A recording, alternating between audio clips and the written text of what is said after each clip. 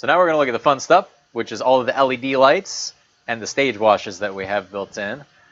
The first thing we're going to look at is the simple lights in the front. They're conventional lights, which means they're just a light with an actual bulb in it. We have a couple pointed at the stage to illuminate the band and make things look cool. So the first one is the stage wash. Hit the button to turn that on. Fader will control how much, and that's just a nice wash across the stage with just regular light. We typically won't light it at 100, that's going to crush their eyeballs. So I'll usually leave it around like 40 to 60%, depending on the mood of the show. The other two we have are the front warm and front cool, and those are basically the same thing. It's a stage wash, but it's with colors. So if you hit number 6, we're going to activate the red. That looks really cool, kind of ominous, depending on the vibe of the song or the band. If you hit it again, it's going to cycle to amber, which is a nice warm look, a little warmer than the stage wash. And again, we just control the intensity with the fader. Same thing for the cool. Operates the same way. You got blue, you got purple. Now we have 3 of them activated now, even though they're all set to 0%. The way to keep it clean and to keep things from getting too complicated and overriding one another is you'll release cues when you're done with them. That means just shutting them off.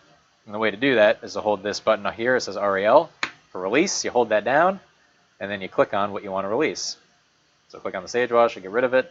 Click on these. It'll shut those off, essentially. That is it for the conventional washes. The next thing we got are the LED lights on the back. Those are just the static LED par cans that have color and intensity. Those are the things we can control with those. The color is all done up here. Just click on what you want. Go with pink. Watch the stage in pink. You have 4 separate channels for each of the 4 lights that you control with the fader. That's pretty much it. The other thing I like to do is use these buttons down here. They're called bumps.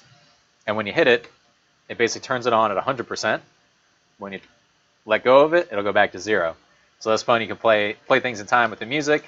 You can use them for strobes, get real crazy with it if you want. Those are kind of fun to mess around with. Release these suckers. Release that.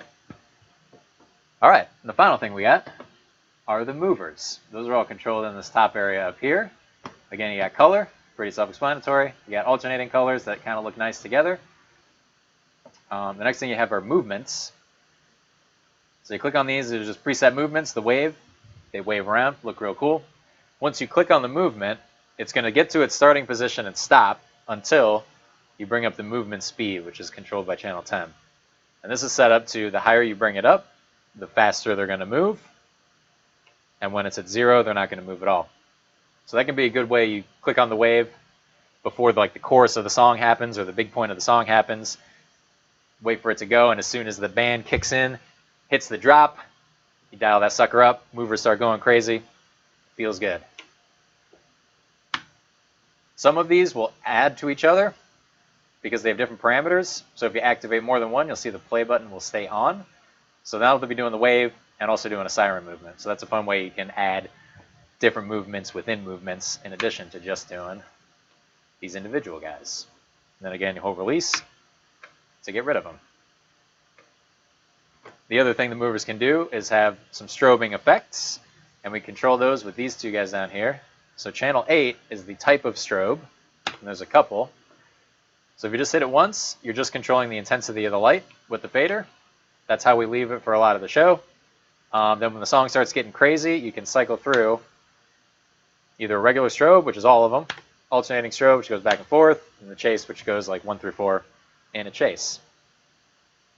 Once you do that, you control it with channel 9. That's the speed of the strobe. And again, the faster you bring it up, the faster the strobe. When it's at 0, they stop strobing. Hold release to release them. So those are kind of your basic methods of control to make the show awesome. The final thing for the movers is some positions. I have these in a cue list. You can see there's 8 of them. We're on number 1 through 8. And as you click on it, it'll cycle through those. And those are just some static looks where they just point in one specific spot. I kind of have them set up where it's pointed like either the front of the center stage to hit the singer, or to the left or to the right. There's a couple where they're on the curtains and it looks nice. You can just mess with those, see what they look like.